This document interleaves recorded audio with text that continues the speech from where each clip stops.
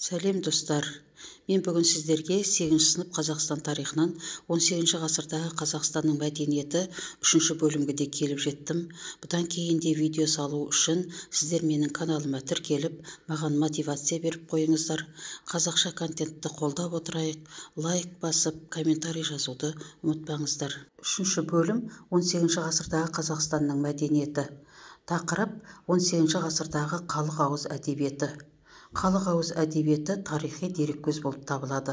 Бұл сабақтан халық ауыз әдебиеті мен музыка өнері туындыларының тарихи дереккөз ретіндегі құндылықтарын бағалайтын боламыз.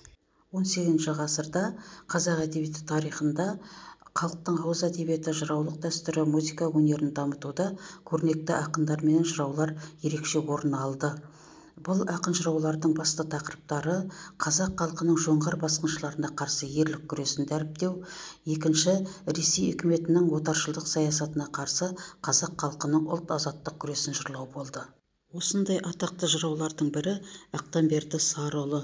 Ол 1675 жылы Қаратау өңірінде дүниеге келіп, 1768 жылы Шыңғыстау өңіріндегі Жүрекжота мекенінде дүниеден озған.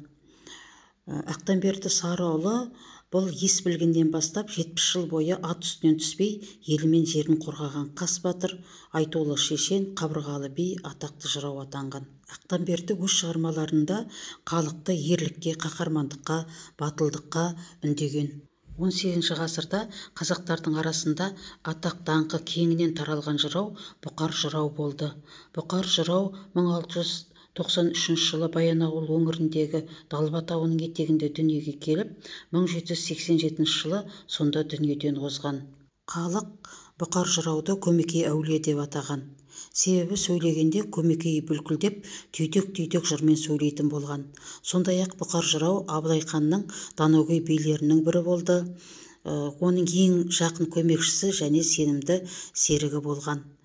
Абылай хан өзінің ішкі және сыртқы саясатында Бұқар жыраудың кеңесіне жүгінген. Біріншіден, Абылай ханның дұрыс шешім, парасатты пайым қабылдауына, қос бүйірдегі алып мемлекеттердің арасында оңтайлы саясат ұстануына ықпал еткен. Абылай ханның саясатының ішінде қателеріне тура бетің бар, жүзің бар демей, ашықсын айта білген. Оның жақсы жақтарын мадақтаған.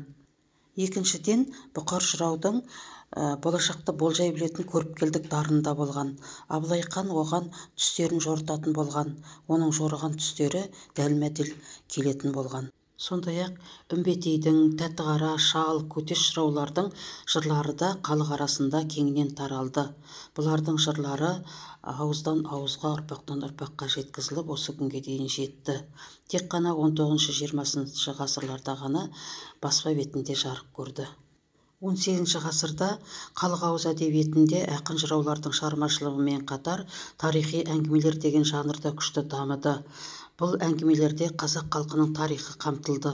Және тарихи әңгімелердің негізгі тақырыбы 18 ғасырдағы қазақ халқының жоңғар шапқыншылығына қарсы күресі және еділ қалмақтармен болған соғыстар болды.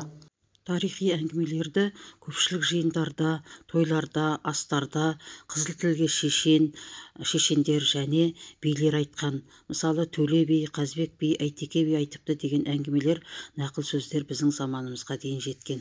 Тарихи әңгімелердің жастарды тәрбиелеуде маңызы зор болды. Жастар естіген әңгімелерін есте сақтап, одан үлгі өнеге алды және оны ұрпақтарына жеткізіп отырды.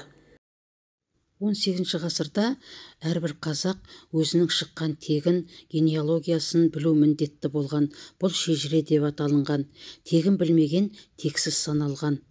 Сондай-ақ шежіре қазақ қоғамында маңызды рөл атқарған. Біріншіден, ел билеу үшін керек болған.